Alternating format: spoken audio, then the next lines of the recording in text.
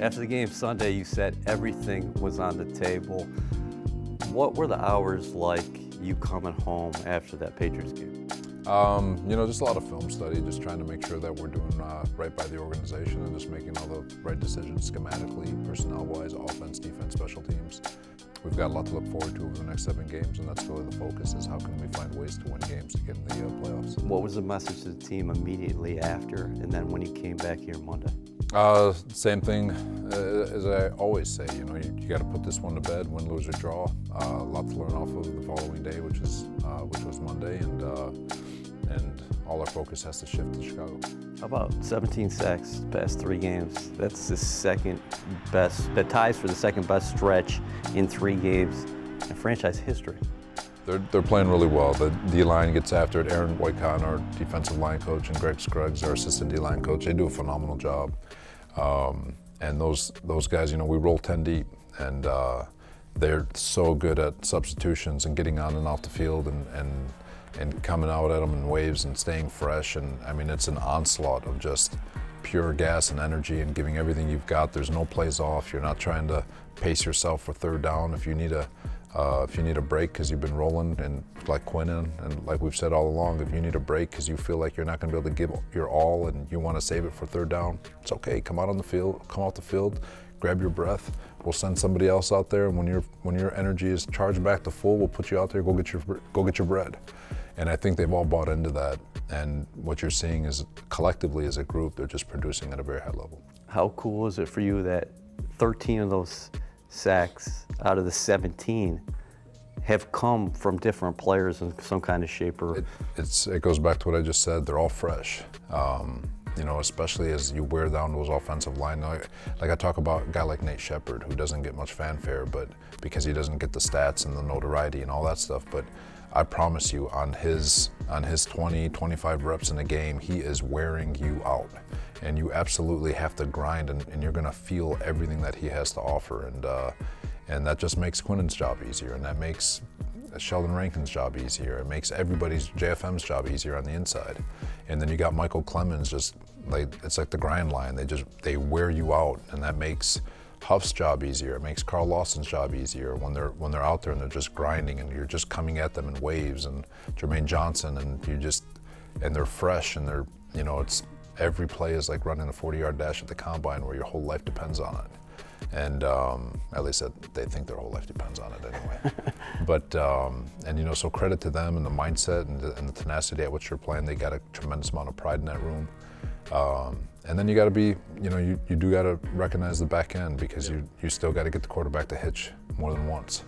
And I think our back end is doing a phenomenal job with communicating and blanketing the concepts that are being presented. And if you get that quarterback to hitch once, he's going to pay.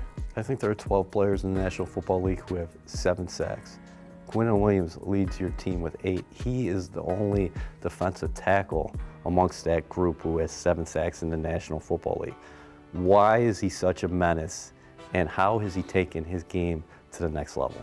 When you watch the tape on Quinnen, you're not wowed by, like when you watch Aaron Donald, just the foot speed, the twitchiness, all that stuff. I'm like, oh my God. When you watch Quinnen, you look at him, and it doesn't look like he's moving super fast, but what he has is unbelievable power. And while he's moving, like he is eating grass, and constantly, you're not stopping him. You can double him, and he's still pushing the pocket at a rate as if no one's in front of him. You're just a road bum. And he's playing at a very high level. He's playing with absolute ferocity. He plays his absolute tail off. He gives us everything he's got every single play. He gives his teammates everything he's got every play, and his style of play is so powerful, it's just hard to stop him. I don't want to compare the Bears to the 21 Jets, but it seems like they're a feisty group. Does that show on film, especially on the defensive side of the ball? A lot of young guys. Yeah, they've got a lot of talent on both sides of the ball, and Justin Fields does such a good job with his legs and moving the pocket and getting out of the pocket and working off schedule. He's kind of finding a niche, and they're really finding a good niche for him with regards to the QB run game. You know, he's definitely a problem. But overall, just the group's got a lot of confidence right now. I know they're, you know, from a record standpoint, it may not be where they want to be, but I mean, they're so close to having that record flipped. And, you know, it's just a matter of time before, you know, I know they've had a lot of fourth quarter games where they've been so close and they just haven't been able to finish in the fourth quarter. But at the same time, that's part of it. You know, you get into those fourth quarters, those one score games, and there's so many great learning opportunities. And I think Coach Eberflus is doing a phenomenal job. And I know that they're probably savoring every moment. You'd love to teach it in winning, but there's so many great teachable moments. And once it clicks for them, it's going to be pretty cool to watch them ascend. If Fields doesn't play, schematically, it's got to be a totally different look, because sometimes they're running him like a running back out of the backfield, and you're not going to do that with Trevor Siemian. They have their foundations, obviously the QB run game, but whenever you lose a dynamic player like a Justin Fields, it changes everything. He's an X factor in that he can run their offense and a little bit more in a similar fashion that Lamar Jackson is, where he can beat you two different ways.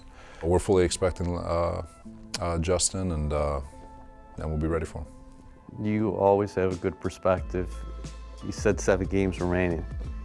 Everybody on the outside that they face in the locker room every day is going to say, the sky's falling, you guys are 6-4, you were swept by the Patriots. What do you say to these guys about just the 7 games ahead of you? And I know you're process focused, like one day, one rep, take care of what you have to, but just big picture, what's still in front of them? The big picture is the opportunity to do something. But what that opportunity is, we'll never know unless we take care of the moment. That's the point, is you can look outside, but we don't have control over anything except this moment.